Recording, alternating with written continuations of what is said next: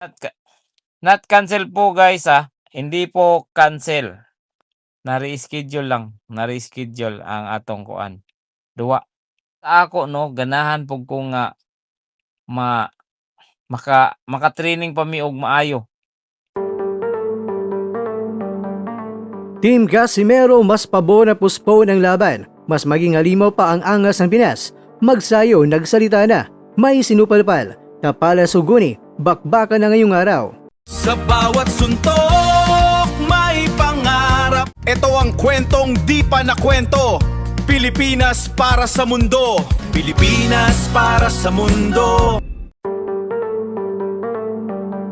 Sa hindi inaasahang pangyayari, nagulantang ang mga boxing fans sa balita na napuspone ang bakbakan nila ni John Noriel Cuadualas Casimero laban yan kay Luis Pantera Neri na nakatagda sana sa bansang Kyrgyzstan.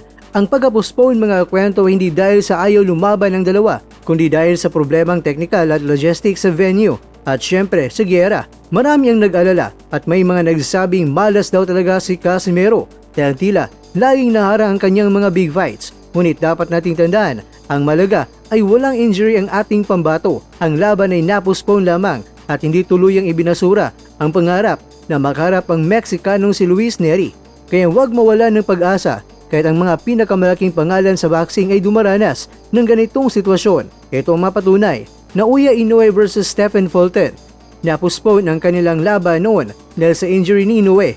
Pero nang natuloy, naging Unified World Champion ang Japanese Monster, Mark Magsayo. 3 beses na napospone ang laban hanggang tuluyan ng makansila. Kaya lumipat na ng ibang promotion at ngayong April 5 may laban na.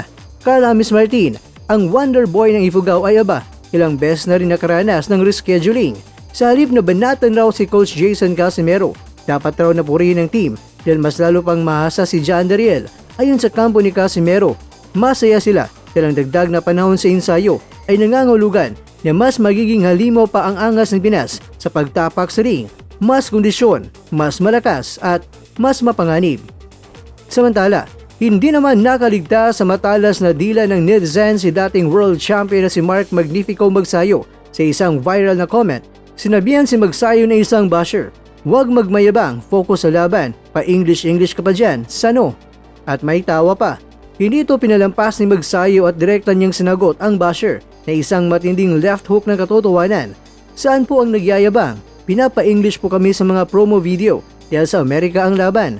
Inutusan kami na promoter na gumawa ng promo video na ganito. Hindi ito pagyayabang, trabaho po namin ito. Malinaw ang mensahe ni Magsayo. Ang pag-i-English sa mga promo ay bahagi ng kanyang trabaho at obligasyon bilang isang international fighter na lumalaban sa Amerika. Hindi ito kayabangan, kundi profesionalismo.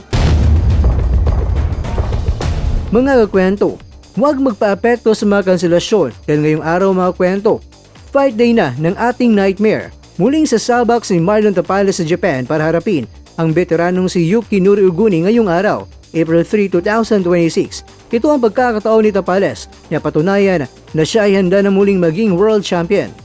Pero bakit nga ba kailangan natin itong panuorin? Una, The Nightmares Return. Gutom si Tapales na muling maghari sa Super Bantamweight Division. Pinoy Pride versus Japanese Precision. Isang chess match sa loob ng ring ang asahan natin. At sino kaya sa kanila ang maging gapang boy? The Path to Gold. Ang panalong ito mga kwento ay magbubukas ng pinto para sa mas malaking laban sa taong 2026. Kaya naman, ipakita natin ang buong suporta sa ating pambato. I-comment ang inyong mga mensahe para kay Marlon Tapales, ang bangungot ng Pinas. Kaya laban, Pilipinas!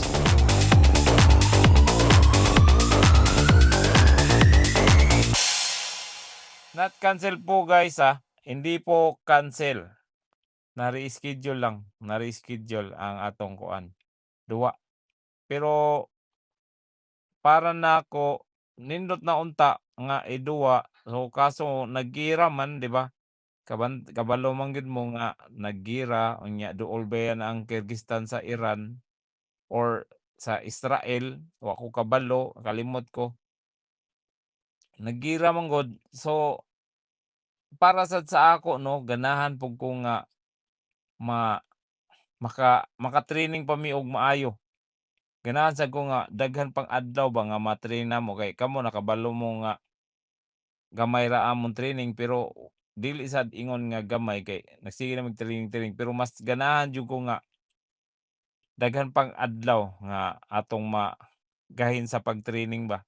Kay para nako ha, kuwangan gid mi sa kuan sa adlaw pero mas nindot karon kay gitagaan ta og na-cancel tungod sa gira ba, di ba? Kabalo man mo og gira nya. Mahal sad kayo ang kanang plane ticket kay tagsaray kanang kuan airplane nga molupad. Pero para na Sa bawat suntok, may pangarap. Sa bawat Mga kakwento, hanggang dito na lang muna ang ating kwentuhan. Huwag kalimutan na mag-like, share at subscribe. Ako po si Mr. Kwento. Ito ang mga kwentong maaring hindi pa nakwento sa inyo. tayo ng boses ang hindi pa napapansin ng mundo. Samahan niyo akong busisiin ang bawat kwento at bawat sakripisyo ng mga mandirigmang mga Pilipino. Ito ang kwentong di pa nakwento. Pilipinas para sa mundo. Pilipinas para sa mundo.